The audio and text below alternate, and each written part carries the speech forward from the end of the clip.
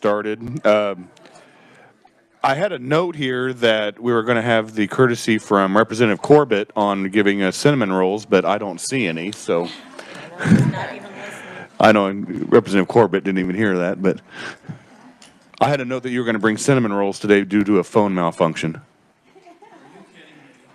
Nobody's kidding you. We all heard it. So they are freshly being baked right now, and they'll be over there on that table. And I hope you enjoy them. We're going to celebrate my phone going off the rest of the season. No, All just right. kidding. All right, thank you. So I guess they'll be here momentarily. The first item that we have are you should receive the minutes from the January 27th meeting via email. Were there any changes to those minutes? If not, I would entertain a motion to approve the minutes. Representative Helgerson. The adoption of the amendments. All right, you've heard the motion, second by Representative Concanon. All those in favor of approving the minutes, say aye. Aye. Opposed? Motion passes. Next, do we have any bill introductions this morning? Representative Williams.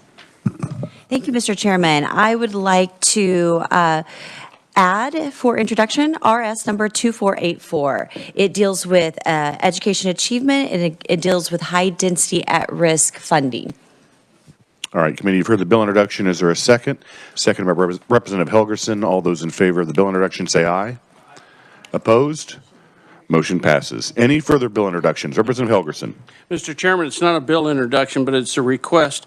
The governor, in the last 48 hours, we found out that the governor had put together a budget with, and knew that the bill that was passed yesterday was going to be part of her plan for the vision of the state of Kansas. That has serious financial ramifications on the budget, and I would like to extend, if it's possible with the chairman, and offer to the governor's office to come in and modify her budget in any directions, taxes, tax reductions, additional spending, less spending, and how that meshes with what we saw from JG. All right, we can do that. I think next week we're actually going to have the governor's budget in this committee, so we can try to coordinate something with her office to have a discussion in regards to what passed yesterday and how that would implicate the budget. Thank you very much. Any other bill introductions this morning? Mr. Chairman, this is John Alcala. Yes, John, or Representative Alcala.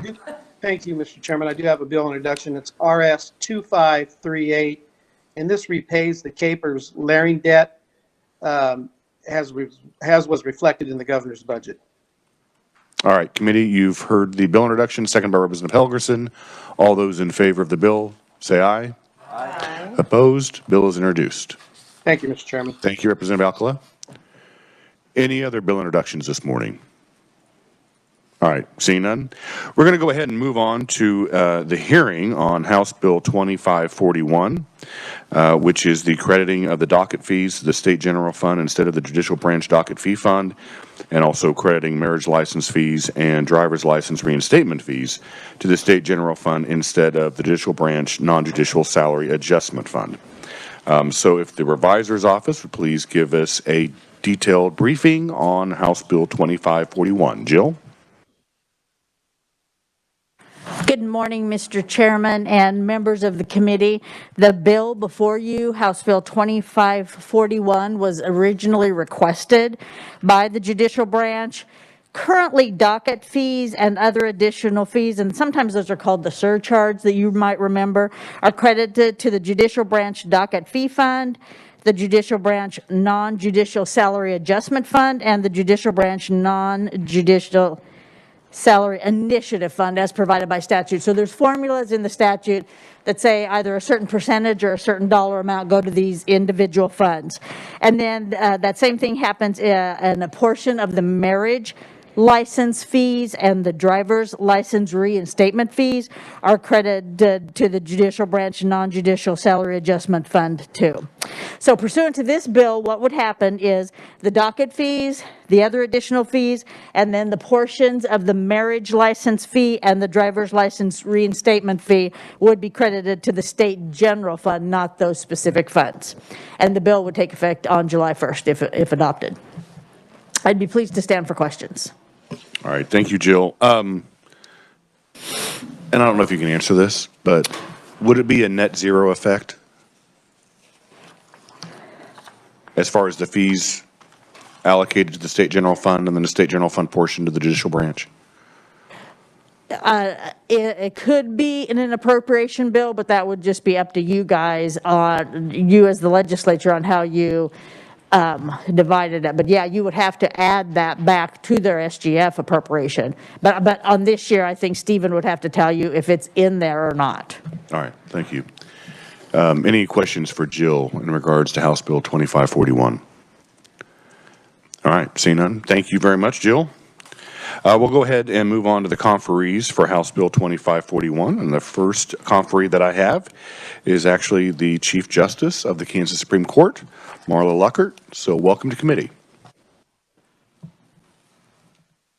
Thank you, Chairman Waymaster. And Chairman Waymaster and members of the committee, thank you for the honor of being able to address you today about House Bill 2541.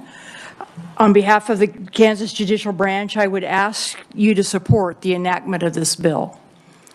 The bill, as you have heard, would shift the deposit of the judicial branch's share of certain court user fees from judicial branch accounts to the state general fund. These court user fees fund core judicial operations. House Bill 2541 would not change that.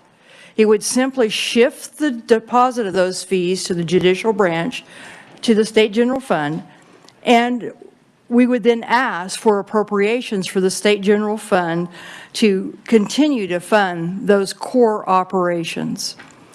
To explain with a little more specificity, the source of about 80% of the judicial branch's core operations are currently from the state general fund.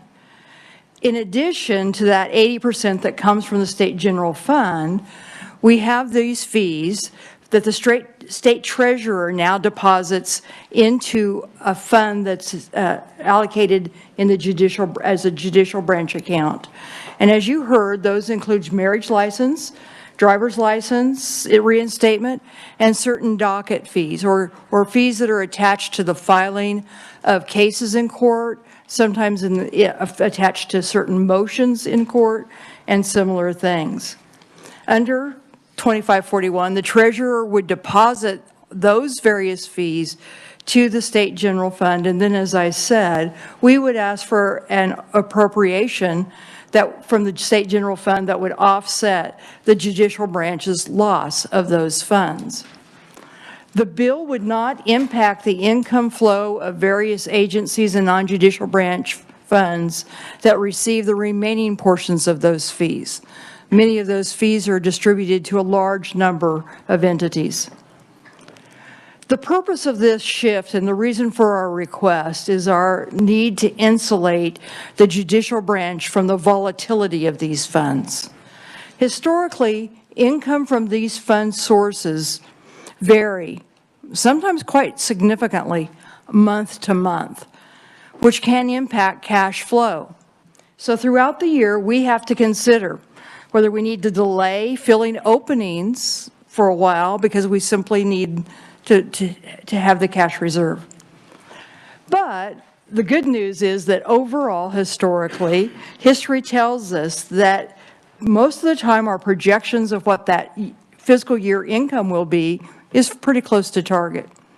So we believe that it will, in most years, have a net neutral exchange on the state general fund, or sometimes even a positive gain for the state general fund.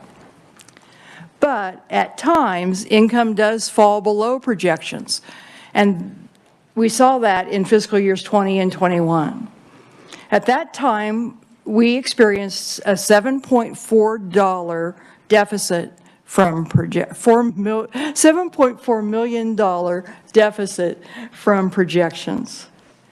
Faced with that deficit and the reality that 90% of our budget goes to salaries, the Kansas Supreme Court was left, it felt, with no option but to drastically cut payroll expenses. And to do so in the spring of 2020, we imposed a general, solid, no questions asked, no exceptions made, statewide hiring freeze. By the fall of 2020, we had to modify that hard freeze. We thawed it slightly because we were seeing a crippling effect on that freeze in some parts of the state. After that point, if a judicial district had a vacancy rate of over 25%, we began to fill some of that district's positions. 14 of our 31 districts exceeded the 25% level at least once, and many of them did so multiple times.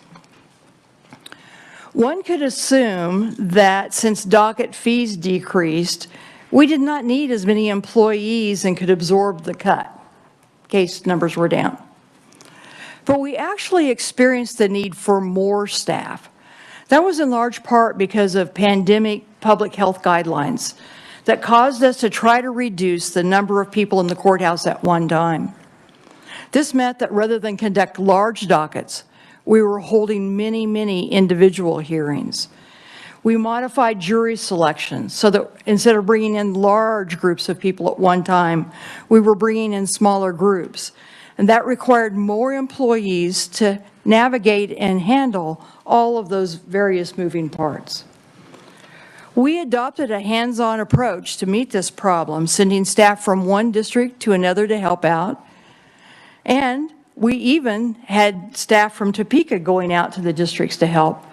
Our state deputy judicial administrator, the second person in charge of our administration, drove several hours one way to help with a jury trial at one point. We managed to end the hiring freeze when you appropriated about that $7.4 million, roughly, to backfill the lost revenue. Again, we are so thankful for your support in doing that. Well, we hope to never see an impact like that or a drop in revenue again. We still have the risk every month of those smaller fluctuations and the volatility that of those fee funds. Replacing our funds with the state general fund would provide us better stability and predictability in our income stream. While these ups and downs would shift to the state general fund, the size of that fund minimizes the impact, especially as compared to the potential effects on the much smaller judicial branch fund. And again, in most years, we would expect the overall impact on the state general fund to be neutral. So I thank you for your consideration of the measure, and I would be honored to answer any questions related to the bill that you might have. All right, and thank you for being here, Chief Justice. I do have a question. When you submitted your budget for the judicial branch, customarily it's the governor just basically passes it through because you are a third form of the government. And maybe I should ask Chairman Sutton about this because he'll have it in his committee. But is the anticipation of the passage of this bill reflective in your budget? It is, and Stephanie Button is here, and she can give you the exact numbers. Well, I can ballpark them, and so that we make sure we get this correct. I'm going to, if it's all right with the chairman, would ask Ms. Button to come to the podium. Good morning. So our budget does not reflect what to transfer the entire judicial branch docket fee fund. It is nuanced. We did eliminate the surcharge, which is $8 to $9 million, and we worked with the governor's office to do that. But basically, our budget reflects that a decrease of $8 to $9 million in surcharge, but not the entire docket fee fund. So if this were to pass, will we have to make adjustments in the budget to reflect that? Correct. Adjustments in docket fee fund, in our expenditures from docket fee fund, and expenditures from state general fund. For fiscal year 2023? Yes, correct. I think the next question I have is for the Chief Justice. Okay. Thank you, Stephanie. Kind of back to the question that I asked for the revisor's office, and you have in your testimony on the back page that the deposit of these funds will achieve a net neutral exchange or possibly even a positive gain. Could you explain that. Yes. Our projections in most years really come in very, very close to what the actual revenue is. And so we would continue, and I expect your staff would continue to make projections about what the revenue from those various funds would be in a given fiscal year. And we would then, in our appropriation request, ask for an amount of money for our core functions that would essentially be the equivalent of that projection. There might be a time when projections exceed and you would have a gain. There might be times projections would be a deficit and the state general fund would fill that, have to fill that gap. But it would be our anticipation that at this point, at least, as for the next fiscal year and in the near future, that we would basically be asking for a net neutral exchange on that. And that would be subject to the legislature for final decision. It would. It would. It would be an appropriation from your. All right, thank you. Representative Estes. I'd like to continue along that line of questioning. You correctly pointed out there are times that the projection is less. In your testimony, you also stated that there are a lot of years where you guys have to slow things down, things are off. Out of the last 10 years, how many years have you had to do that? And have you collected less than what you, at the end of the year, you collected less than you projected? And again, Ms. Button may be able to give you a better idea of that, but I would say generally what we're talking about there are periodic slowdowns through the year. But as I said, usually, historically, by the time you get to the end of the fiscal year, that revenue is really fairly close to matching the projection. And what I'm asking for is that specific historic. I'd like to know that because I have concern that during COVID, some courthouses functioned, and others completely refused. And that's part of this problem. And let me address that part, if I may, before I hand it over to Ms. Button, if that's all right with you and the chairman. We never, ever cut off filing of cases. That is the core function that we do. And there was no point during this period when the ability to cut off a case was stopped throughout the pandemic. Granted, it might have been more difficult, access might have been more difficult for self-represented individuals, but we took immediate steps to put drop boxes in the courthouses, to do other things. We were accepting filings by email. We were doing all types of things to make sure that pro se litigants had access. And attorneys file electronically, and so that was never stopped. The reason we saw such a drastic drop in filing fees is multifaceted, but one of our biggest revenue sources for filing fees is traffic tickets. When we went into a statewide shutdown and slowdown, people were not on the roads, the Kansas Highway Patrol was not writing tickets, that docket number plummeted, and that is a number that will never be recovered. It's more difficult to explain some of the other places where we saw drops. Actually, domestic cases dropped fairly dramatically. And there were other types of case types that we can see where they dropped dramatically. We expect some of those numbers to come back in future years. Others, we just know that those are things that will never be like a traffic ticket. If a traffic citation wasn't written, that traffic citation will never be written. Some of those other legal disputes may be out there. But I'm sorry that if you misunderstood that, and if you have a follow-up question as to a specific situation, I'd be happy to address that. But I just want to make clear that our courts never rejected or a filing or made it so that somebody could not file a case. I appreciate the clarification. So thank you very much.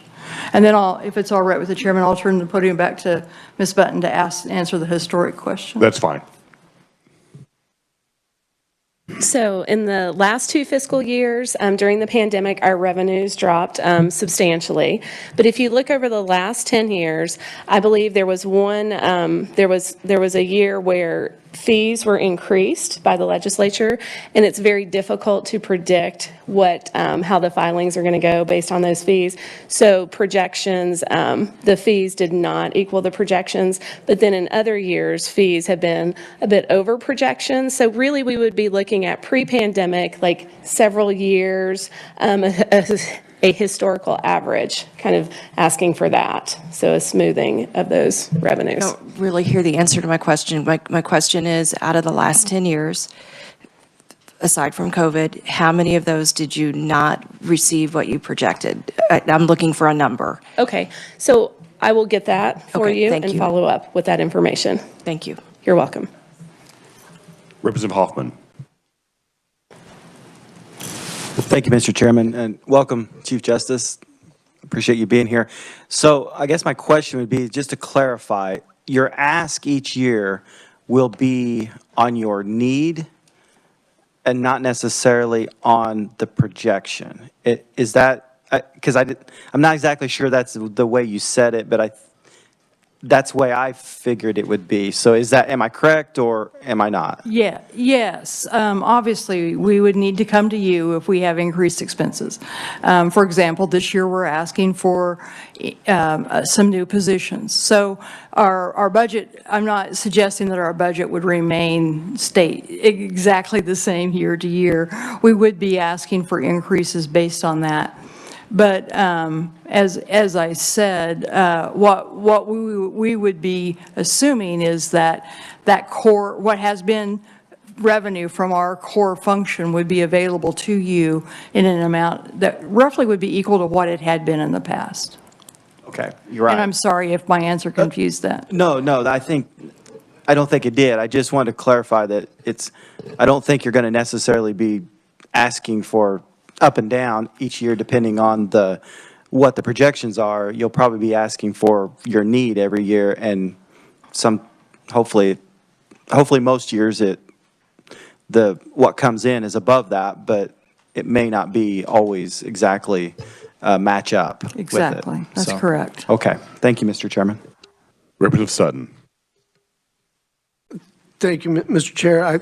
The last two speakers or representatives covered the issue that arose in my mind. I thought we were going to be basing the budget on projections of a volatile commodity. I was really concerned about what that was even going to look like, much less how it would be done. So they've answered my question as far as smoothing that out with base request on need rather than projecting what that revenue might be. Hopefully they'll be the same. Hopefully. But I realize that there's absolutely no way to budget that way, and that makes it very, very difficult. Thank you. We just want to be transparent that we are asking you to accept the volatility. And I mean, I guess that's fairly apparent because of the rationale for why we're making the ask. But we just want to be clear that there is volatility in this, and it is difficult to predict. As Ms. Button, as you might assume or infer from her answer, there is some economics involved in this. You increase the cost of the filing fees, and it actually often decreases the number of filings, especially in small claims and limited actions cases. If they're paying a higher filing fee, it may not make sense to go to court to collect the amount of money that they're asking to have collected. So you see that kind of thing. And other facets of the economy make this very cyclical, and there will be a response to filings based upon how the economy is doing or not doing, and so there is a great deal of volatility. Sure, and that volatility, just like in every other aspect of our lives, is mitigated by diversifying it through the various funding sources of the SGF. So I support this endeavor fully. I appreciate that, and that's exactly the goal here.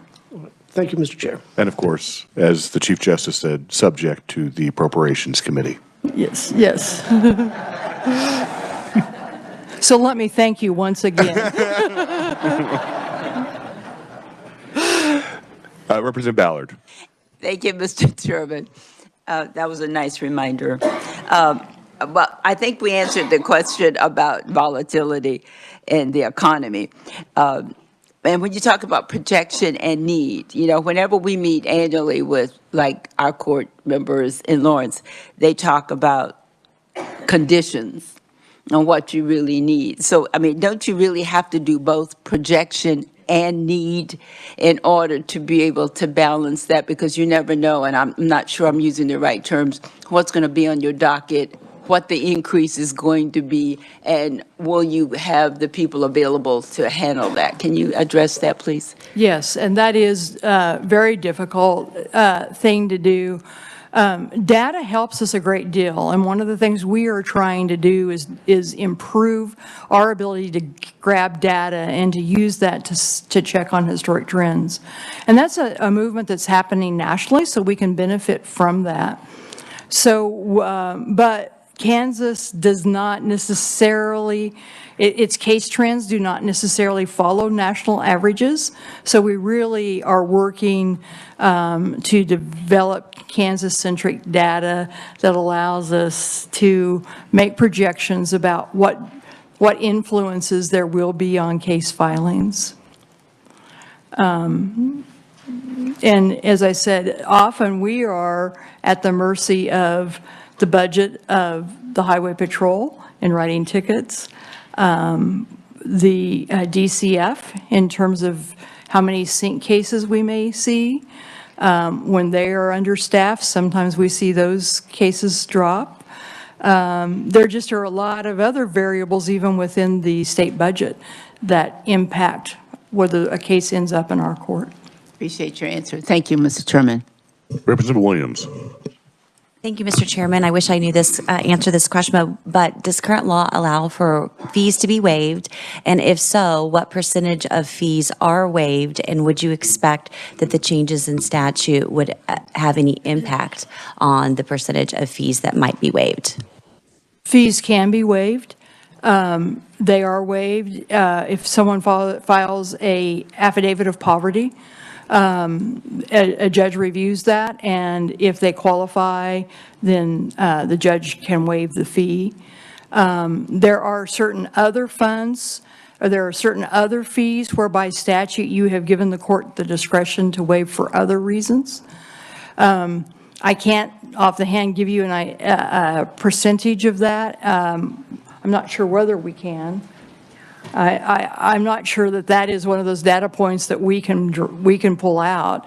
We can check further into that. And then as to the third part of your question, I would not expect this to have any impact at all on how judges are applying those statutes and those procedures. Okay, and that was my question, was whether or not we needed any type of reporting back in the future to see if there was a change in that, but sounds like there probably wouldn't be. Yeah. Thank you. Thank you, Mr. Chairman. Representative Humphreys. Thank you, Mr. Chairman. Thanks for being here. I was wanting maybe a little more information. So currently, 80% of your budget is funded out of SGF.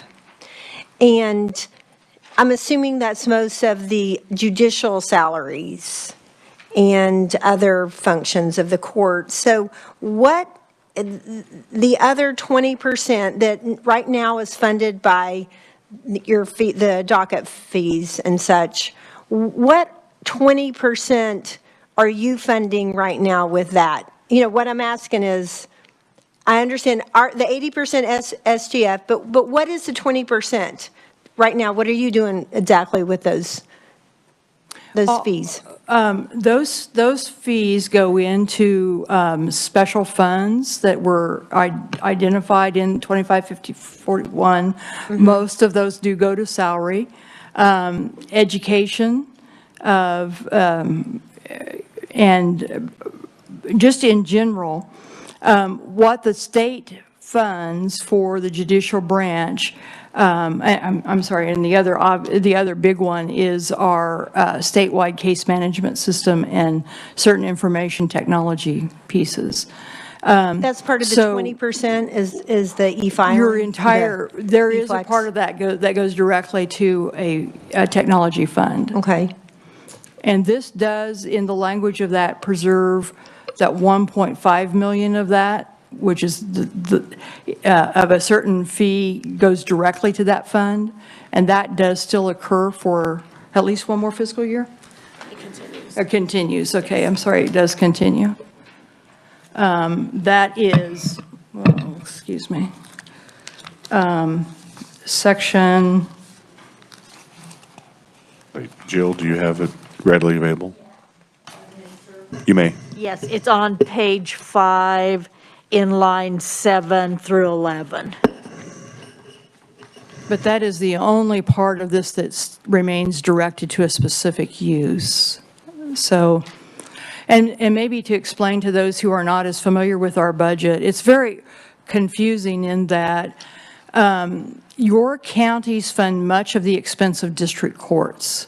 So the county is providing a lot of the infrastructure expenses, anything any expense that is incurred in keeping the courthouse open and providing local services, utilities, any of that type of thing.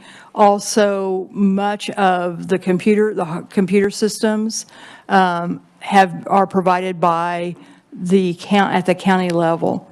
At the state level, mostly what is funded at the state level are the operational expenses for the building across the street and salaries. And then in recent years, we had asked for the expenses for the implementation of the statewide case management system. With that, we will be able to answer, we hope, questions better, such as those that were asked by Representative Williams. And so and that is part of that $1.5 million is being used for the implementation of that statewide case management system. Mm-hmm. And so just last question real quick. Right now, the non-judicial salary adjustment fund, which is one of the things that the fee fund, is that this, I mean, it's called the adjustment fund. So the reason I'm asking, is that different than the non-judicial salaries? Or is that 80% right now only the judicial staff, or not staff, the judges, and the 20% is coming from the okay. Again, That'd be great. Thank you. If you can understand what I'm asking. Stephanie? Thank you. So the non-judicial salary adjustment fund is used entirely for non-judicial, so employee salaries. And it's part of that 80%. That and docket fee fund and some of our other fee funds or pass-through funds. Does that answer your question? Okay, so, I mean, yes, I'm sorry that, so 80% of the judicial branch's core operations are currently funded with SGF. So my question is, the 20% that's not funded with SGF, does that include non-judicial salaries? That's correct. So Okay. I want to be clear. So SGF does fund a large majority of employee salaries. Okay. Because that's the majority of our budget. But those other fee funds do fund, the majority of those other fee funds fund employee salaries. We do have some other fee funds, like we have a child support enforcement fund where money flows through from the federal government to us to pay for hearing officers. We have a court reporter fee fund that pays for certification of court reporters. We have a bar admissions that pays for certification of attorneys. So there are some additional funds that do not fund employee salaries. That's part of the 20%? Correct. Okay, all right. Yes. Okay, thank you for the clarification. Thank you, Mr. Chairman. All right, committee, are there any further questions for the Chief Justice? Representative Rogers. Mr. Chair, I'll be quick. And I did think about 2020. I didn't contribute as much voluntarily to the judicial system. But I will say that Highway Patrol did make traffic stops. They did. During COVID. I can attest to that. Yes, some personal testimony here. I will tell you, as I drove by some of those stops, I was going, yes, more money for me. Does it go that high? Do you see those? Yeah, I did. I mean, you got to that point Yes. that I was cheering on every one of those traffic Well. citations. Well, I'll try not to digress, but looking at all this, so the way I understand it, this is to bring stability. So my question is, looking to the future, it seems like, imagine that in some areas of Kansas, we don't have a large group of lawyers like maybe we did a couple of decades ago. So I know it's been a challenge and to encourage some attorneys to want to become judges. With things like this and other things that this legislature has done over the last year, do you think, are we about ready to turn the curve to where attorneys will, once again, there'll be more competition for those that do want to be judges and, from the local level all the way up now? Is this maybe one of the final pieces we need? I'm not sure there's a direct relationship. The relationship would be to the extent that you improve judicial salaries. But I am not sure that what this may do is give you the opportunity to examine those funds and decide whether or not you want to increase the revenue stream from those in some way to offset any increases in salary that you might appropriate. So, I mean, you already have that ability. Right. But it might cause you to focus more on that. I don't know. I don't know what the impact of that would be. But I don't see a direct correlation okay. between the two. So again, what you're saying is, in order to get more competition, it's all about the money? Right. Okay. Well, I can't say it's all about the money, but salary is a major factor in attracting high-quality talent. There are other factors, of course. I don't want to focus solely on salary. And we can try, and we do try every day to improve all of those other mostly intangible factors. And certainly the 5% increase you gave judges last year was an appreciated salary increase. When we look at inflation last year, I can't tell you that I think we made a lot of movement. Just so, again, to be transparent, I expect that next fiscal year, as we stand presenting our budgets to this committee, we will probably be asking for an increase in judicial salary. We just are not staying up with our surrounding states, with the local legal economy or anything else. And as I told you in the State of the Judiciary, the result is that the number of people applying to be judges has dropped to the point that we have had situations where no one has applied. Thank you. Thank you, Mr. Chairman. Representative Carlin. Thank you, Mr. Chair, and I hope this is a question that can be answered without a lot of discussion, but I think it's for Stephanie. I'm wondering, then when we get your budget request in next year and we look at it on our budget sheets, and you're going to be requesting, your request of the governor is going to be, and last year's is going to be here, and this year's is, yeah. So what's the jump going to be? How much money are we going to ask the governor for from SGF over what we did this year? Because that's what we always look at, those jumps, and we see $200 million and we go, what's it going to look like? What's your total SGF change going to be, roughly? So roughly, it would be, so docket fee fund is anywhere from 25 to 27 million. So that's what it would be, a shift in that is what I would estimate. So it's going to look like you went up $27 million in need, so you're going to describe that in your budget as, so that's obvious. Correct, in the narrative, and then, yes, So and then you about would see, 27 million. yes, a corresponding decrease in the docket fee fund Yes. expenditures. Okay, thank you. Thank you, Mr. Chair. And I would also kind of extenuate on that.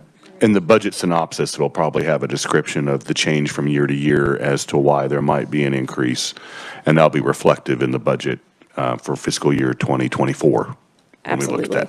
Yes. All right, any other further questions? Representative Tarwater. Thank you, Mr. Chairman. Just a point of clarification. So we're going to be deleting the account that the fees normally go into, and there won't be any deposits there. That'll all go to SGF? Yes, so any revenues coming in going forward would go to SGF. Okay. Thank you. Any further questions? All right, seeing none, thank you again, Stephanie, and thank you, Chief Justice, for being here to testify in favor of House Bill 2541. The next conferee that I have is Kim Cudney, the President of the Kansas District Judges. Kim? Well, I have that she was going to be here. Is she online? Looks like right there. Okay, so we'll go ahead and move on to the next individual that I have, and then I'm showing this as just written testimony in proponent position, and that is from Joseph Molina, representing the Kansas Bar Association. Is there anybody else that wishes to testify as a proponent for House Bill 2541? Seeing none, we'll go ahead, and I do not show anybody that wants to testify in opponent or neutral testimony. So if there's anybody that wishes to testify as a conferee, as an opposition or a neutral, here is your chance. Seeing none, I'm going to close the hearing on House Bill 2541. Next on the agenda, we're actually going to turn it over for budget presentations, and so I'm going to turn it over to Chairman Corbett from the Agriculture and Natural Resources Budget Committee. So if you could please indicate which budget you're going to start with. Chairman Corbett. Thank you, Chairman. We're going to start with the Board of Accountancy. The Board of Accountancy? Yeah. Okay, go ahead, proceed.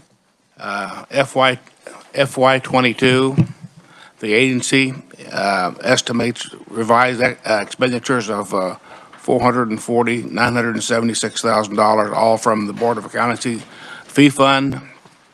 And 22, the revised estimate is the same as the 22 amount approved in the 2021 legislature. Agency estimates increased expenditures for salaries and wages due to base rate adjustments and fringe benefits. The increase is partially offset by decreased expenditures for information technology systems as the agency begins a transition to the Board of Healing Arts hosted by the licensed database systems.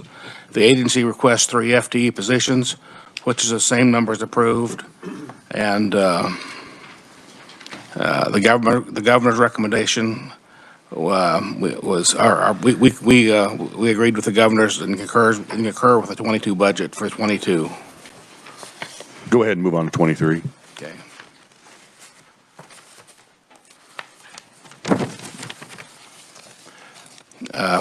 Agency request for 23 estimates revised expenditures for the $444,348, all from the Board of Accountancy fee fund for 23. The requests are the same for 23 as approved amount. The agency estimates increase salary expenditures while the retiring executive director trains the new executive director. This increase is partially offset by decreased technology expenditures as the agency completes transition to the new licensure database system hosted by the Board of Healing Arts. The agency requests 3 FTE positions, which is the same as 22 revised estimate for 23, an approved number, and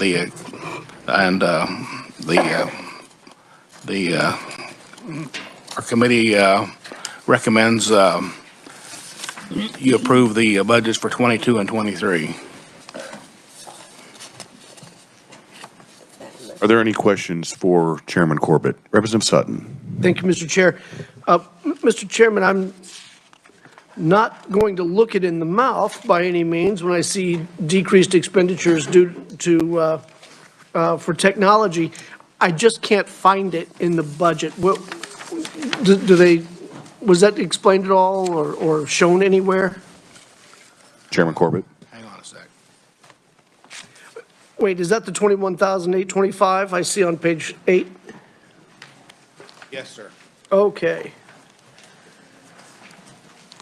And that kind of then begs the question, however, if I could continue, is it coincidental that salaries and wages for the transition went up exactly the same amount as the savings for the database system? It could happen, I just see it as highly coincidental.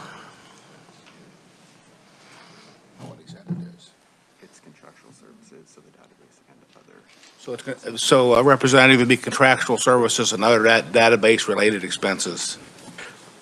Okay, and then could you look at the increase in salaries and wages, and it seems coincidental that those two numbers are identical?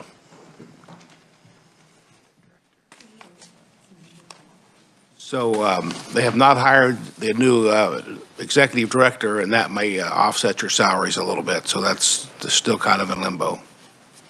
Okay, so they just kind of plugged in numbers for now?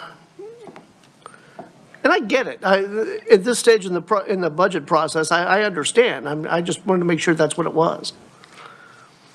It seems like they're just estimating a little bit the best Gotcha. they can. Gotcha. All right. That works for me. Thank you. Thank you, Mr. Chair. Any further questions for Chairman Corbett? All right, seeing none, Chairman Corbett. Make a motion. Okay. I move that the budget recommendations for Board of Accountancy for 22 and 23 be approved by the Appropriations Committee. All right, committee, you've heard the motion, second by Representative Carlin. All those in favor of the motion say aye. Aye. Opposed? Motion passes. Chairman Corbett. Thank you, Chairman. We're now going to do the credit unions for 22. Could you possibly move the mic Yep, closer I'll to try you? better. All right, thank you. Okay. The agency requests a revised estimate of $1.3 million from all credit union fee funds. There is not an overall change in the agency's budget. However, there are several shifts in categories and expenditures. The agency estimates includes a shift of $46,170 from salaries and wages and expenditures to contractual expenditures due to the agency's reclassification of part-time employees from employees to an independent contractor. Additionally, the agency had originally budgeted to replace a vehicle in its fleet during FY22. However, given the current state of the COVID-19 pandemic and the low need for travel, the agency decided to shift the expenditures to replace office equipment for its employees working virtually.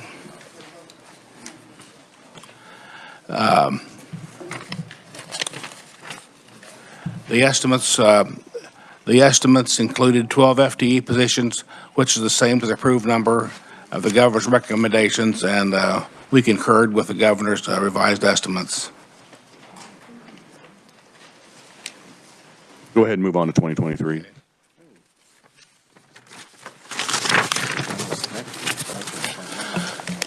Okay, FY23, the agency requests a revised $1.3 million from all credit union fee funds for expenditures for 23. While there is no overall decrease in the agency's budget, the estimate includes a shift of $54,091 between categories and expenditures.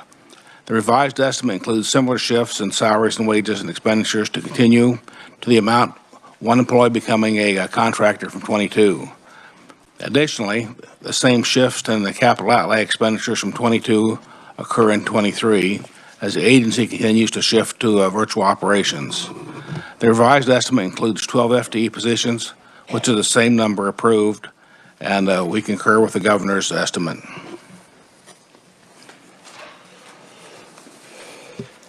Okay, and I believe yesterday we had a discussion in regards to the 5% increase for the governor, making it a global issue. So we'll have that discussion.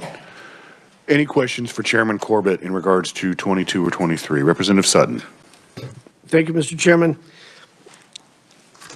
I noticed that they shifted some of their expenditures to deal with employees working virtually, and we've seen that across a number of budgets. That's not in itself surprising. But then I see zero federal funds. Weren't there COVID relief funds available to assist with that transition? Chairman Corbett? This agency did not receive any COVID funds. Wow, they need a new lobbyist. Well, and I respect the fact that they put off a spend for a vehicle that is no longer necessary at this point due to the lack of travel. I get that. It just looks like there could have been another alternative to help the employees working virtually.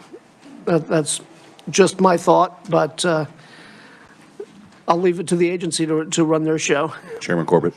I'm sure they're listening. Very good. Thank you, Mr. Chairman.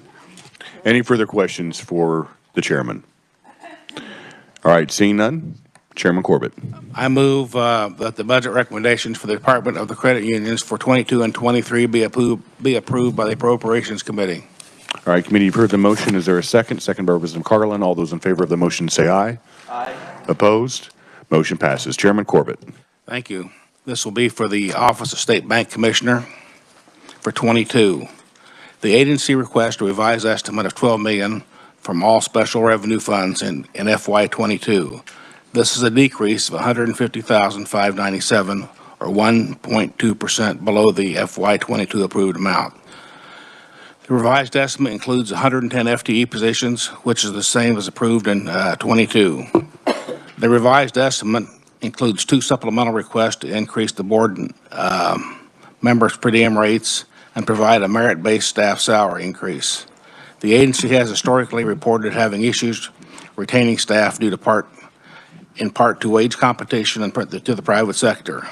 Similarly, the agency has reported having issues recruiting for the state bank board due to a large part of low per diem rate. Offsetting the 2 supplemental requests are decreased expenditures for salaries and wages. The agency experienced several long-term staff retirements and resignations in 21, which were filled with new hires at a lower rate of pay. As such, the agency adjusted its salary and wage expenditures to account for the lower compensation of these new hires. The revised estimates also include several decreases for travel-related expenditures resulting from COVID-19 pandemic. The agency originally anticipated resuming travel in 21. However, the agency reports that the pandemic continues. It anticipates returning to travel in 22 instead. And the committee concurred with the governor's recommendation. The governor did not agree. Oh. And the governor did not recommend the per diem increase or the merit pay, right? Right. So the governor recommends $11.9 million from all special revenue funds in 22 expenditures. This is a decrease of $162,724, or 1.4% below the agency's FY22 revised estimate. This decrease is due to the governor's not recommending the agency's supplemental request. The recommendation also includes 110 FTE positions, which was the same as in 22 revised estimate number.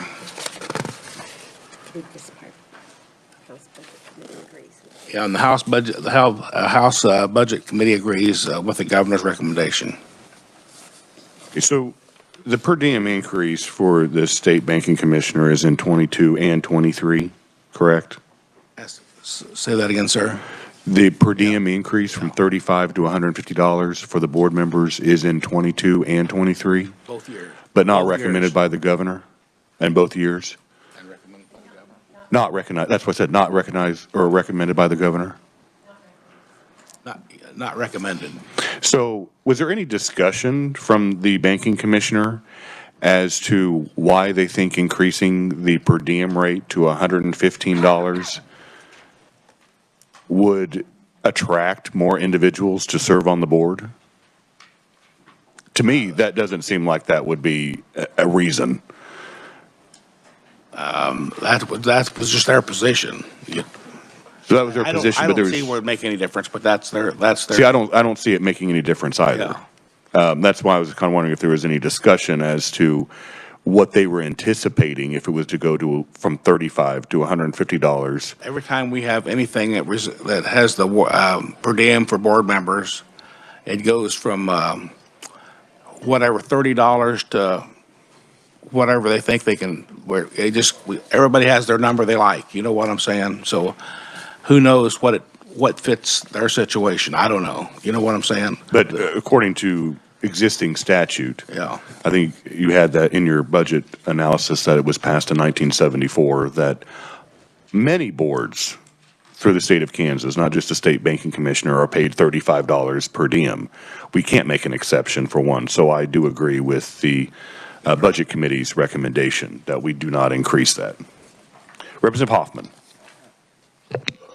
Thank you, Mr. Chairman. That was actually my question, was that particular KSA covers several boards, not just this board. Jill, am I correct? Or okay. So it's probably something, we need to have more of a global discussion on and not just one particular board. Probably the same discussion we need for legislative pay, most likely. All right, thank you, Mr. Chairman. And in the committee, there was a request for maybe a joint committee or something, just to review all the boards and all the whatever's and all the salaries. And that's actually in your recommendation for fiscal year 2023, correct? Yeah. So. So why don't you move into fiscal year 2023, and then we'll have a discussion if we need to. Okay.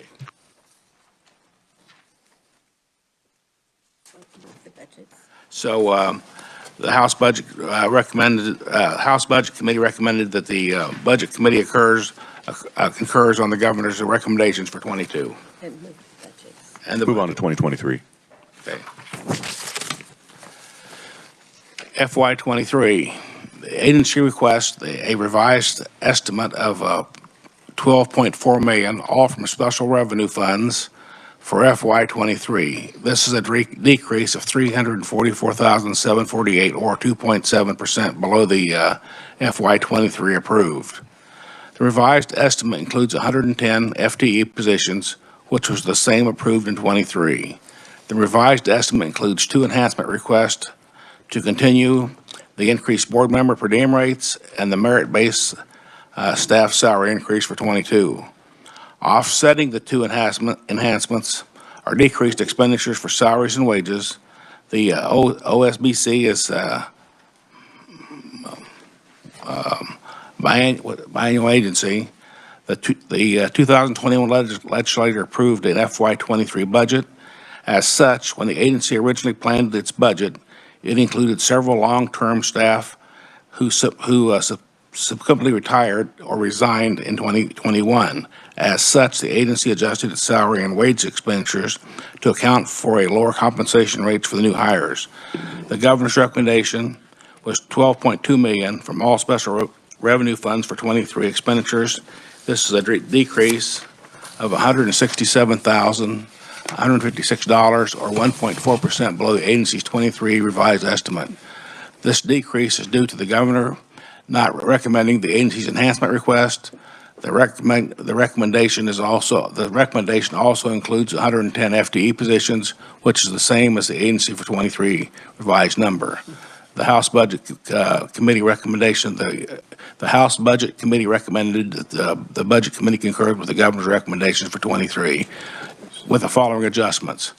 Recommended the House Committee and Appropriations request the Legislature, LCC 22, an interim joint committee to study the differences between board members and compensations of various boards in such interim committees, and provide a report to the House Committee of Appropriations and the Senate Committee on Ways and Means before January 15th of 23.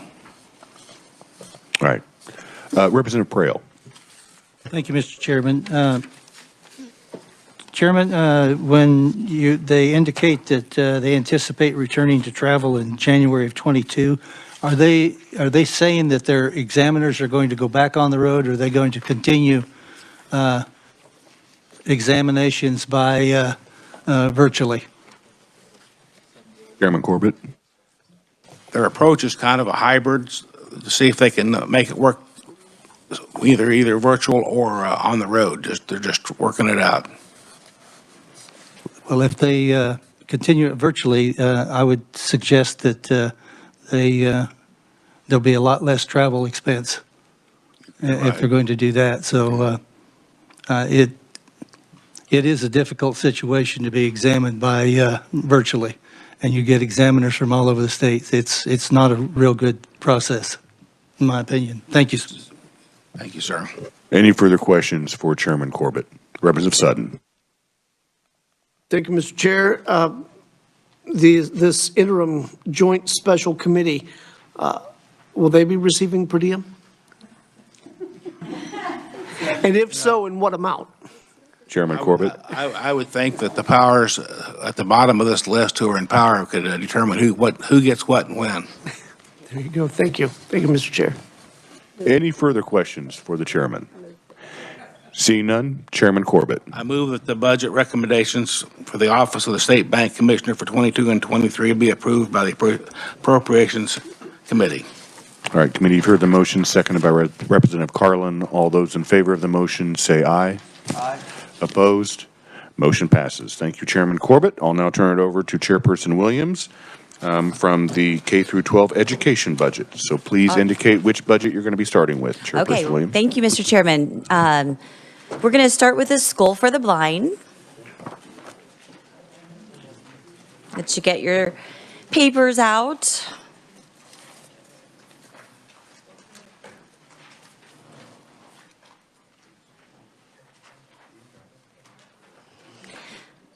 Committee, the Kansas State School for the Blind, Kssb. It's located in Kansas City. It serves approximately approximately 50 students that are residing at the School of the Blind and more students statewide. The maximum age to receive vision services would be 21 years of age. The state, via other partnerships with local school boards and parents and communities, its goal, of course, is to help individuals that are blind or have any type of visual impairment.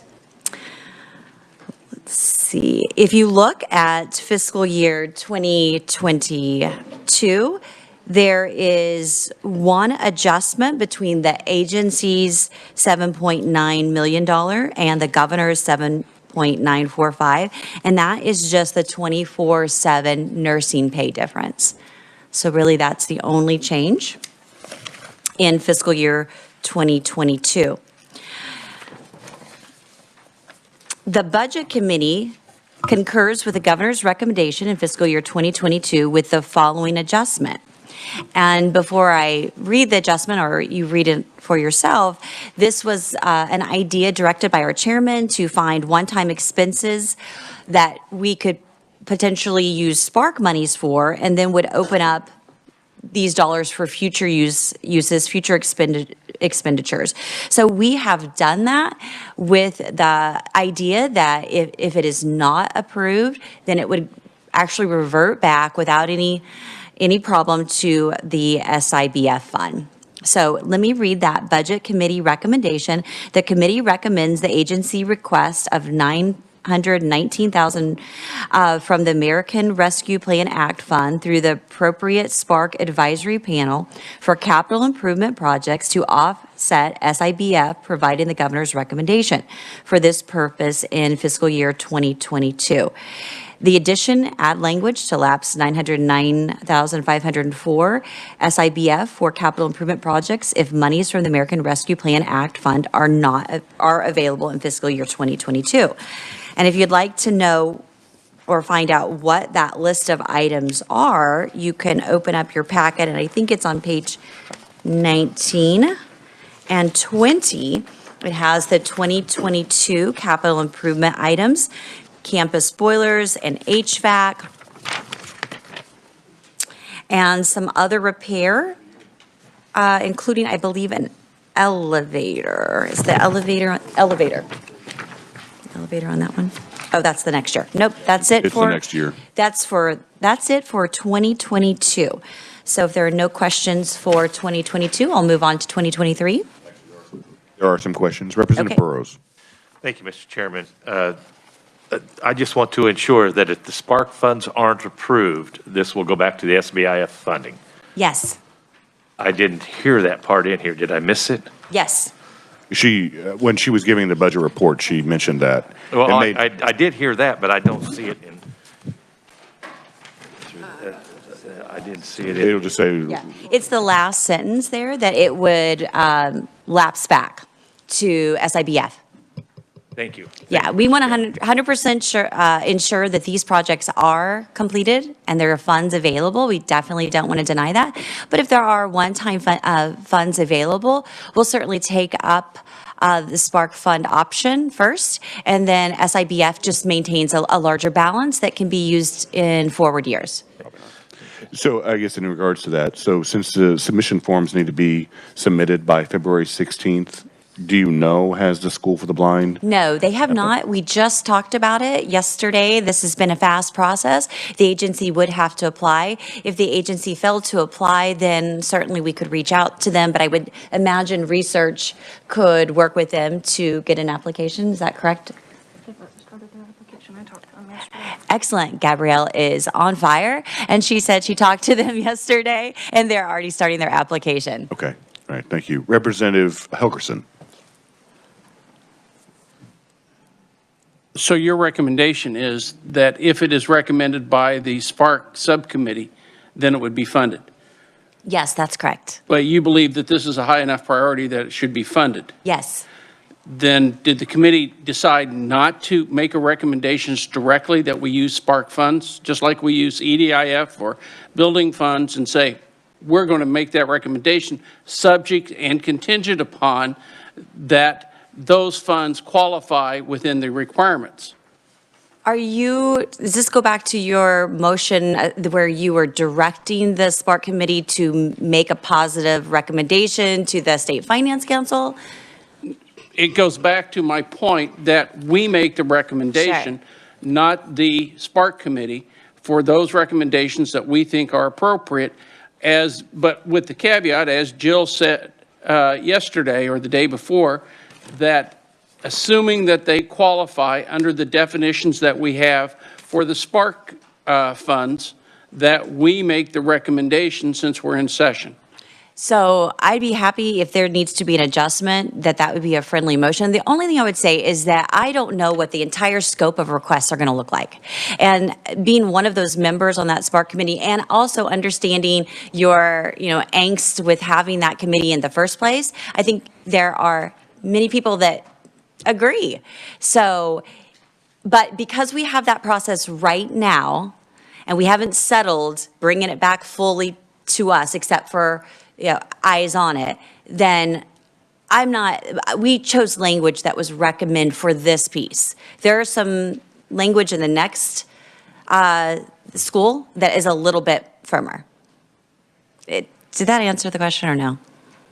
Representative Helgerson. I don't know if I'd use the word angst, but you're right. I have a very strong position, and that is that if we're in session, we should appropriate the money.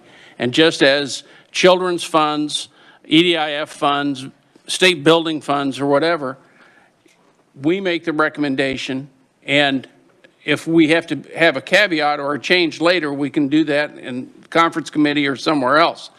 But if you believe that that these projects are a high enough priority, I think that we should use the one-time funds. And if you would consider this a friendly amendment, I'll make that motion. Again, and I appreciate that. And I would agree with you on the school for the deaf. The reason I hesitate on this is because I don't know the full scope of requests that are going to be asked. And I don't think our committee, it doesn't matter if it's the Spark or the State Finance Council, or if it's this committee that makes that final recommendation. We haven't heard them all. And so I don't know. It is absolutely a priority. You have to have your HVAC. You got to have your boilers. So, but we do have SIBF money that generally does provide. All we're doing is saving that fund from that current expenditure and allowing for it to be used in future expenditures. So I don't know if it's a high enough priority to make it a you must fund this versus, hey, on this one, if we have it, let's do it. So I will just leave it to the will of the committee on that and you on whether or not you want to make a motion. Representative Helgerson. I'll make the motion then, because if you recommend that the project should be done, regardless of if it's building funds, spark funds, EDIF or whatever, then I'm going to follow your recommendation and say, then let's use the spark funds. And, you know, you have an opportunity to make recommendations. I think you're on the spark committee, is that right? Most of us don't. Most of the legislators don't. But this is a priority that your committee has said, your budget committee has said this will be funded. And this is a better use of the funds, spark funds, in my mind, the one-time funds to take care of these needs. So you've heard my arguments before, so I'll make the motion and see if there's a second. All right, committee, you heard the motion, second by Representative Sutton. Discussion on the motion? Yes, may I make one more comment? Yes, you may. Okay, again, I actually agree with the premise of what you're saying, and I certainly agree with the next school that we're going to be talking about. In this case, I really don't know. There may be something that couldn't be funded by SIBF, doesn't have a better avenue, and so I don't know. I don't know that I can judge because I don't know all of your budgets. And because it's coming out of a pot that deals with a bigger budget than just this, I'm going to choose to vote no on it. But again, I'm happy for whatever will of this committee is. And I'd like to make a comment on this because I agree with the chairperson. Granted, when we passed the budget last year, okay, let's back up to the initial budget that we passed in March, where we had the process of the Spark Committee going to the Legislative Coordinating Council as final approval. That was vetoed by the governor.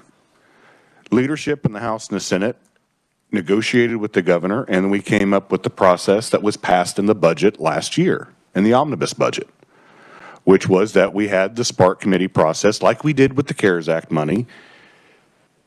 The ultimate decision was then made by the Spark Executive Committee that then they made a recommendation to the State Finance Council. I will agree with Representative Helgerson.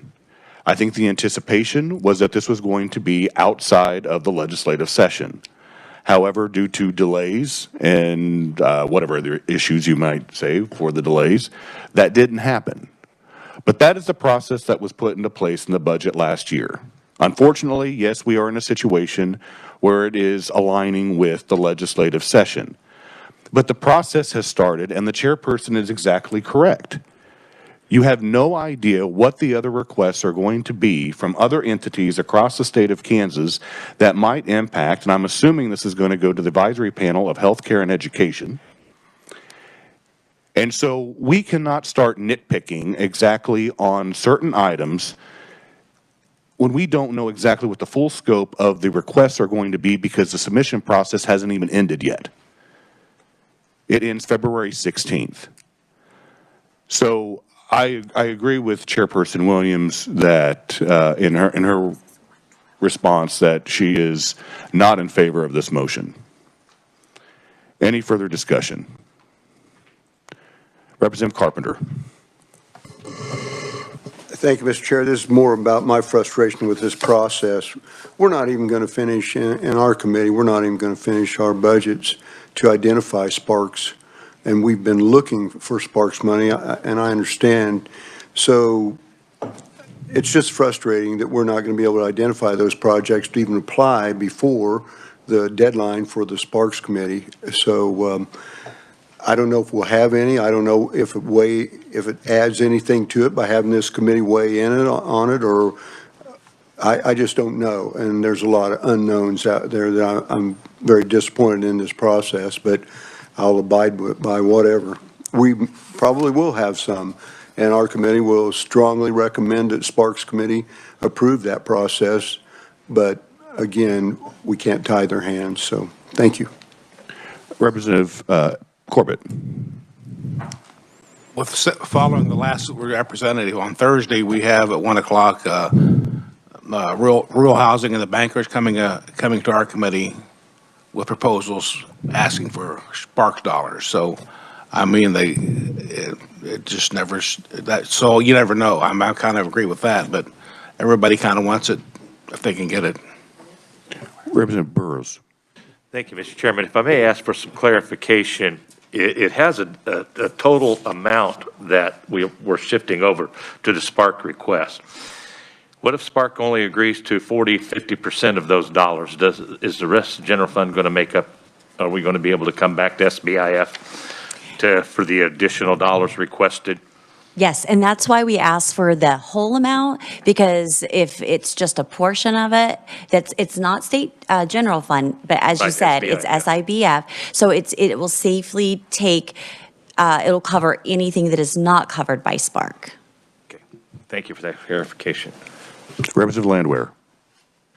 Thank you, Mr. Chairman. I guess I would be more inclined to treat the Spark money, because we are in session. I know why the law was passed last year, but everything got thrown off of a deadline. Is the Spark funding could be treated just like EDIF is.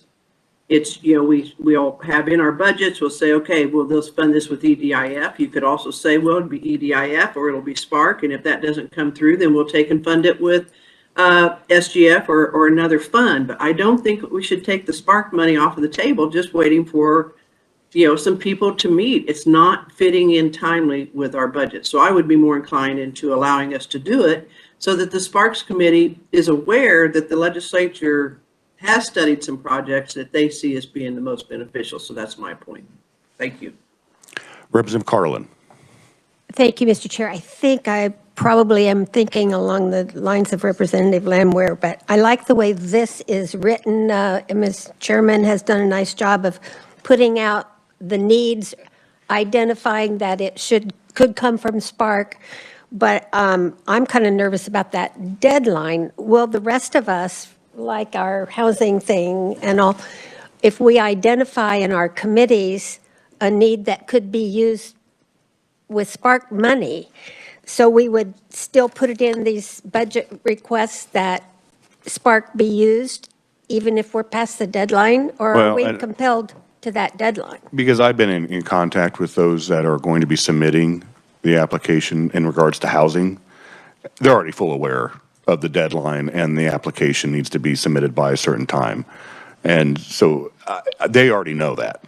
And other entities I can't say for, but I've directly had conversations with those that are wanting to direct some of the Spark money for housing, and they are full aware of the deadline. Well, I think in all of our budgets, if I might, we've tried to identify, or we're supposed to try to identify that what could be used with Spark money. And so would we just continue to write it up like she has done here? And then even though we're past the deadline, it can still be referred. We can still send it, and that's, I think that would help me a lot. Thank you, Mr. Chair. Representative Tarwater. Thank you, Mr. Chair. In regards to the Spark committees and the Spark funds, I would caution this committee to rely on them, because I believe, from what I can tell, the timeline on the decisions on those funds will probably be, most of them will be recommended before we finish this budget at the end of the year. And so I would caution to rely on those funds. Correct. Representative Ballard. Thank you, Mr. Chairman. Well, I would agree we should rely on those funds, but I was listening to the chairwoman, and she indicated that in this case, she would like to use the other funds, and then if it doesn't work, go to this one. But she was interested in perhaps looking at this in the next budget that she's going to present. I think I have to respect those are her wishes, and she knows her budget, and I'll support it. Any further discussion on the amendment? Seeing none, Representative Helgerson, you may close.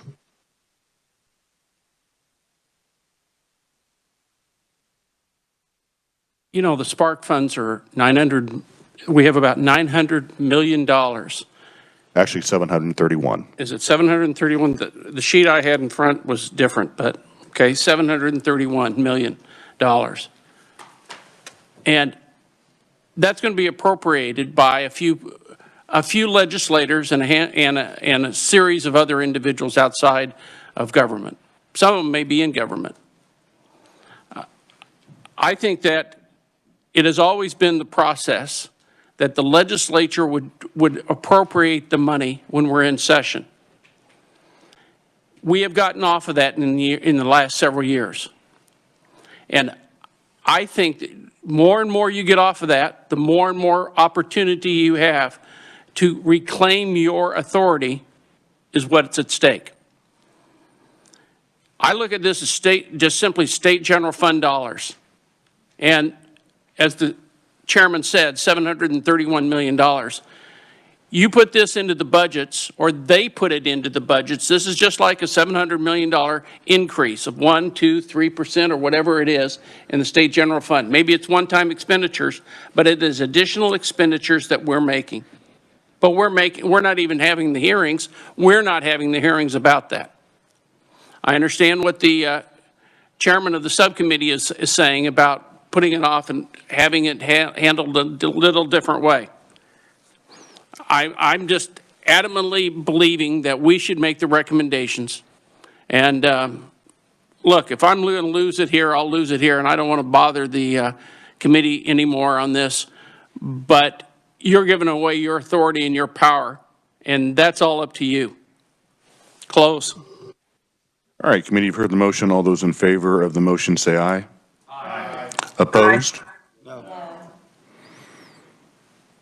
Chair is in doubt. All those in favor, raise your right hand.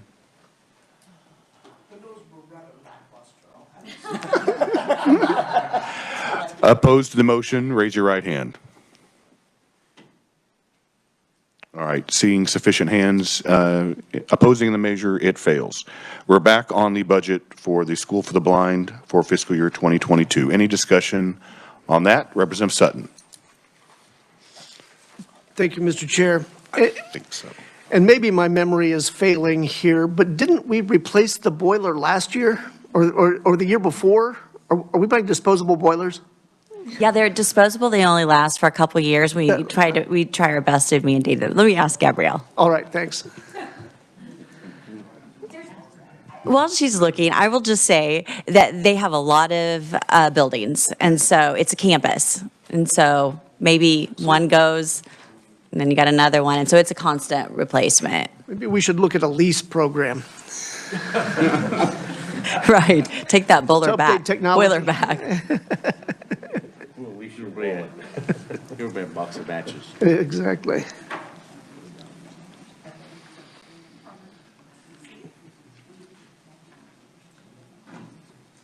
As I guessed, there is more than one boiler system across their campuses. They do try to do it certain times of the year because they're in school.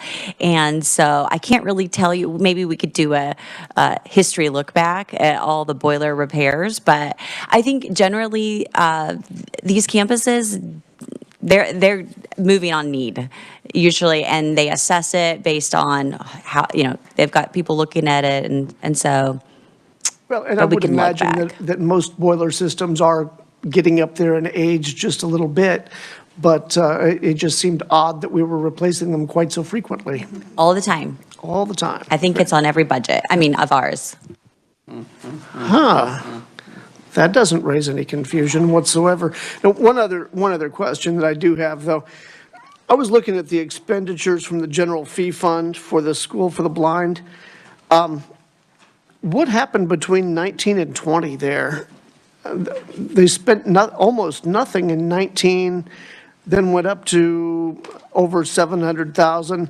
And I get that expenses could have been delayed from 19 to 20, but then it doesn't return to a midpoint after that fact. So I'm a little curious as to what's going on with the expenditures. Okay, well, Gabrielle can explain it more thoroughly, but one thing we should know is that there are no limit fee funds. And so it's based on enrollment, it's based on the services that are provided, and it's based on federal money. And so we see a big spike, and I bet you there's some federal dollars or enrollment changes. And those fee funds that fluctuate, I mean, their general fees for, and if I could read this, I could give you a whole list of things, but they're from out-of-state students and school districts and for travel, and it does fluctuate quite a bit. And I think that COVID may have a factor in that, but these do not have to be approved by our body because they're no limit fee funds. Right, and I'm not disputing that at all. It just seems that I can understand with COVID money, yes, more money would come in, but we're looking at expenditures here, not revenue. And so I'm just a little curious as to what happened. Why was 2019 really cheap and 2020 not so much? But remember, if your enrollment goes up, that's also an expenditure because you're going to be paying for that students. So it goes both ways. So from 19 to 20, we had that much of an increase in enrollment? Apparently. Well, it's not. Seems odd to me. Anything else?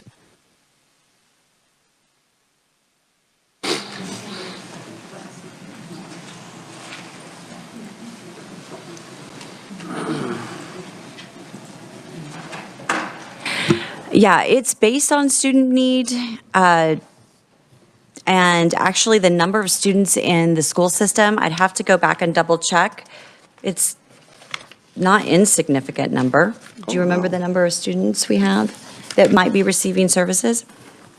And I think, Kyle, there's over 120 school districts that participate and 800 students in those school districts. And so it would just, that fluctuation just is variable, but it is reviewed. I got my little tracking sheet and I have each little line item. I don't have it back for 2019. That's the problem. Oh, gotcha. You're asking me back for 2019 and I don't have that. I just have the 2022 comparison. Oh, gotcha. But Okay.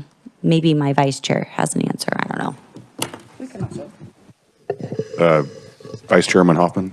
Thank you, Mr. Chairman. The only thing I'll say is that these are, the School for the Blind and the School for the Deaf are both, their salaries are based on Olathe's salaries. And I think you might find, I don't know that that's not all of it, but I think you will find some of that increase was, Olathe has increased the salaries of their teachers almost every year, it seems like. And that one year, they may have done it more so than what, I know it's not the whole amount, but that could be part of it. I'm the same way. I don't have, all I got is that graph. I don't have anything else to go back any farther, but Gotcha. that may be part of it. Gotcha. Chairperson Williams?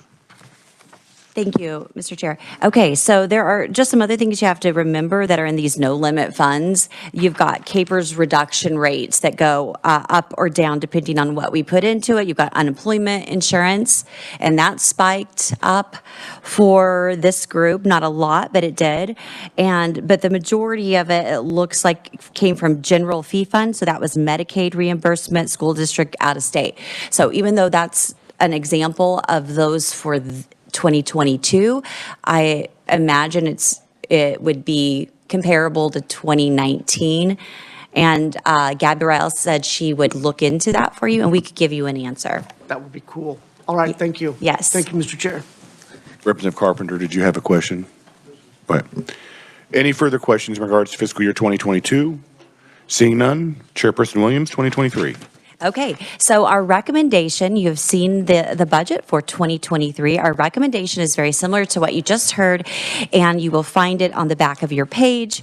It says the committee recommends the agency request $1.3 million from the American Rescue Plan Act Fund through the Appropriate Spark Advisory Panel for capital improvement projects, which, by the way, do not require maintenance of effort, to offset the SIBF, providing the governor's recommendation. If that is not satisfied, then it will lapse back to the SIBF fund. And if you turn to page 20, you can take a look at on page 20, the 2023 capital improvements. And there's campus boilers and, he's left, and HVAC, rehabilitation and repair, safety and security, student use elevator. The elevator is right by the pool and it's not safe for these students to get in and out of it. And so that's a big bump. But I will stand for questions on that recommendation. Committee, any questions for Chairperson Williams in regards to 2023? Seeing none, Chairperson Williams. All right, well, thank you. I thought this would be a fast budget, but anyway, I appreciate your time on the topics. Thank you, Mr. Chairman. I move the committee recommendations for the 2022 and 2023 budget years. All right, committee, you've heard the motion. Is there a second? Second by Representative Hoffman. All those in favor of the motion say aye. Aye. Opposed? The ayes appear to have it. The ayes do have it. Motion passes. Chairperson Williams. All right, thank you. Moving on to the School for the Deaf. This one's a little bit more involved, but let's take a look at the 2022 budget. What you're going to find is that there is about a $12.5 million total agency request, and the governor gives 12.516. That difference between the two is predominantly the 24/7 nurses pay. That is pretty much the difference, and the Budget Committee concurs with the governor's recommendations for 2022. If there are no questions, I can move to 2023. Please proceed. Okay. For fiscal year 2023, and by the way, committee, just as a reminder, I think it's always good to know that this Kansas State School for the Deaf is located in Olathe. It enrolls 151 students. It has 35 that are in the dormitory. So it does serve not only deaf, but those that have hard of hearing. So if you see D-/HH, that's what that stands for. So for fiscal year 2022, we have a agency request of $13,084,738, and we have a governor's recommendation that is less than that. It's $12,515,000.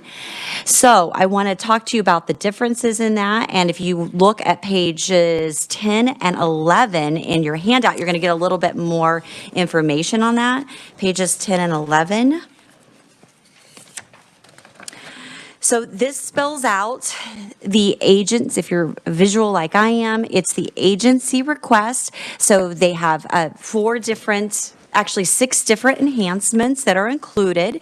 But the enhancement that we're going to pay particular close attention to would be the enhancement for number 2 and 3, which is the language assessment program that was not funded by the governor last year and is not being funded this year. Now, what we did last year to satisfy and fully fund it is we actually directed the Kansas Department of Education that kind of to Representative Helgerson's point, you shall fund this. And because of COVID dollars, they worked with KSDE, they worked with the Children's Cabinet, and they were able to satisfy that $466 approximate $1,000 to satisfy it. But now we come full circle to this year. And so how are we going to manage this? If we look at the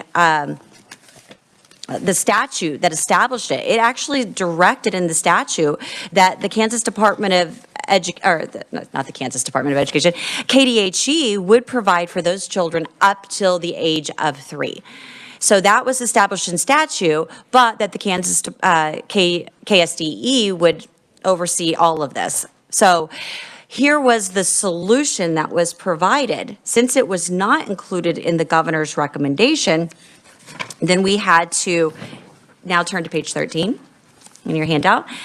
We had to come up with a solution, and gratefully, there was a group from KDHE, the Children's Cabinet, KSDE, as well as Luann, the superintendent for the School for the Deaf, that came up with at least one half of the answer, and then we threw in the other half. So for the phases, you'll see them at the bottom. We are on phase 3 and phase 4. This year, we would need to implement up to 3 years old, beginning in fiscal year 2022, that would assess 250 children. The next phase would assess up to 400 children. So every year, we're increasing the number of students that we're going to be assessing, and by the 5th year, so you'll hear this next year, we hope to be assessing kids from 0 to 8 years of age, and that's 772 children. So the agency, if you kind of move up to mid-page, the agency requested $668,000 of SGF to implement this originally. Our committee stopped and said, wait a sec, last year, we actually direct you to work with KDHE and leverage that money with any federal dollars that exist through KDHE. And they did. They went and made that possible by providing a solution. So let's look at the solution. It is in the recommendation. And so the recommendation's on your blue handout. And let's just skip on to that, and then you can ask me any other questions that may relate. The item number 1 says the committee requests that the Spark Health and Education Advisory Panel, so notice that word request, recommends the $386,000 because those subcommittees, they only recommend to the State Finance Council. That, at least that's how it's set up right now. So we're requesting them to recommend that because we feel that it is very important that it's funded. And this is the $386,000, so we're taking part of the money that would serve kids 0 to 2 up to their 3rd birthday. So that was the first answer because we do think it's very, very important. So that's the first step. Number 2, we would add language requiring the Kansas School for the Deaf to implement a fee-for-service model to fund the full implementation of the LAP for the ages 3 through 8 through fees billed to school districts up to $493,157 for fiscal year 2023. And coming back to the original intent of the legislature and the statute that exists, that was the way that it was supposed to be implemented. We just didn't get there. Kansas Department of Education helped us come together with this fee service plan. And so that is what we're offering here. Item number 3 says add language that the language assessment fee fund shall be established as a no-limit fund, as I mentioned earlier about those no-limit funds, for the purposes of assessing a fee for service for the LAP to the Kansas School for the Deaf and the following proviso language. I'm not going to read that proviso language right there, but it is there for you to review. Finally, the last item is the committee directs KDHE to identify matching dollars to leverage necessary SGF with federal dollars for the LAP for children ages birth to 2 up to the child's 3rd birthday in the future fiscal years. So in summary, basically what we're saying here is that if you are over 3, you're 3 years, you're past your 3rd birthday. Now you're probably receiving special education services, base state aid, and other weightings in your local school district. So you are there. And so from henceforth, if you approve this recommendation, the school districts would pay for this language assessment plan for that child. They are receiving special education money. They are receiving base state aid. They are receiving appropriate weightings for that child. So that would take care of all future requests. It wouldn't be an additional recommendation. It would be in the budget request. The other portion still doesn't have long-term funding. So the short-term funding is Spark, and we would consider that a priority. And by the way, one of the core items that have been identified for the Spark Health and Education Committee is the pre-K. And so it really does fall into that net that has been provided for us as a guideline. And then in the future, we hope that Chairman Carpenter and his ranking member will be taking a look at this from your angle as well and find out, can Medicaid monies be matched for some of this? What other KDH monies are available? We were told there weren't any for this year, for this program. So we were given the no. And so I'm going to just be quiet and stand for questions. That's a lot of info. All right, thank you, Chairperson Williams. Are there any questions for Chairperson Williams in regards to fiscal year 2023? Representative Ballard. All right. I think because of your previous comment that this may be an area where you would be interested in requesting the Spark funds. Are you still interested in that, and do you plan to make a motion? Well, Representative Ballard, if you would like to do so, that is a friendlier motion, and so I'd be happy to oblige. I would say, I would ask the chairman if that would be something that he would recommend or just leave it in the language that currently exists. But I appreciate that because it is a priority. So Representative Ballard, that's in regards to item number 1. Yes. So I guess if Chairperson Williams could elaborate, it says the committee requests that the Spark Health and Education Advisory Panel recommend 386,000.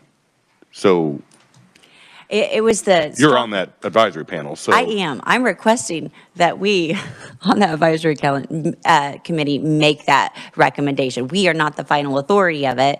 And so I don't know if it needs any stronger language, but happy to oblige if that's necessary. I would, by reading this, I don't think it really needs any stronger language because, like I said, you're on the advisory panel. There's a request is going to be going to that particular advisory panel, so I don't see any firm language that needs to be added to all the language you already have. And I would just add, Chairman and Representative Ballard, that we did kind of craft it stronger than the other language for that reason. Okay. Any other further questions? Seeing none, Chairperson Williams.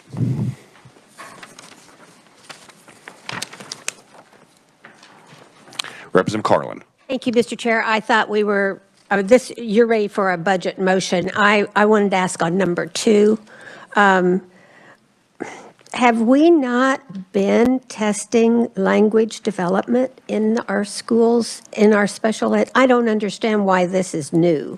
We have not been testing through the language assessment plan or program. We did last year, and John Hess is in the audience, and Gabrielle can correct me if I'm wrong.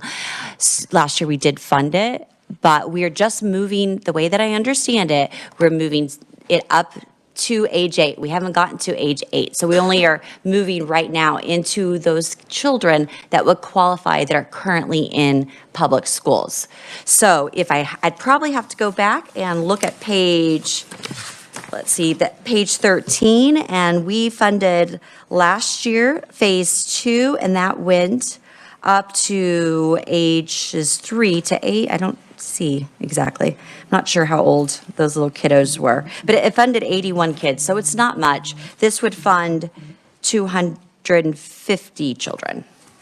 I will talk to you later to get more information, but so I am assuming these are children that are already known to be deaf? Yes. That we're talking, okay, so it's all other children are getting some kind of speech in their system? Yes, this is not taking the place of regular speech therapy. It doesn't take the place of what happens with Tiny K, where they get hearing assessments. This is not a hearing assessment. It's a language assessment. So it's looking at their pronunciation. It also includes, I believe, a sign language. American Sign Language. Right. I don't know all the details, but this is very specific to a group of students or group of children that have been identified by ks.gov. Okay, that's what I was concerned about, is that surely we were doing this throughout our school systems, but I understand the difference now. Thank you. Thank you, Mr. Chair. Any further questions for Chairperson Williams? Okay. All right, seeing none, Chairperson Williams. All right, great, thank you. I move the committee recommendations for 2022 and 2023 for budget years for the Kansas State School for the Deaf. All right, committee, you've heard the motion. Is there a second? Second by Representative Hoffman. All those in favor of the motion say aye. Aye. Opposed? Motion passes. Okay, committee, that's all that we had for today. Just to make a note of tomorrow's agenda, we'll be having Chairperson Humphreys with some of her budgets. We're also going to be having an update with Capers, so they'll be in here tomorrow. And then we'll also be having Representative Sutton with his committee, and also myself. I'll be doing the legislative budgets. And then also, I would like to also work House Bill 2591 tomorrow if we have time. Representative Corbett? Yes. When the cinnamon rolls were rolled in, they were hot. They'll still be delicious. If you don't take them, I'll have a home for them, but we'll grab something on your way out. All right. Thank you, Representative Corbett. And until tomorrow morning, 9 a.m., we are adjourned.